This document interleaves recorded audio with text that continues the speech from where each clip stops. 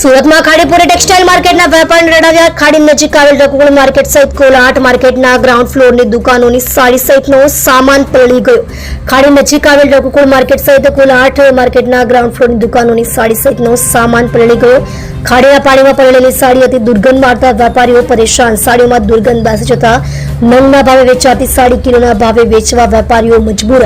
કાપડ માર્કેટમાં પાણી ભરાતા પલળેલી સાડીઓ કિલોના ભાવે વેચવાની વેપારીઓને આવી નોબત.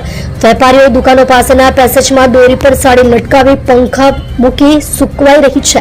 નંગ પર વેચાતી ₹100, 1000, 1500 અને 2000 સુધીની સાડી 50 થી 100 રૂપિયા કિલોના ભાવે વેચાઈ રહી છે. 1 કિલોમાં ફક્ત 2 થી 3 સાડી જ આવી રહી છે. 500 થી વધુ દુકાનોમાં મોટા પાયે નુકસાન થયું. 100 કરોડથી વધુનું નુકસાન વેપારીઓને ભોગવવાનો વારો આવ્યો.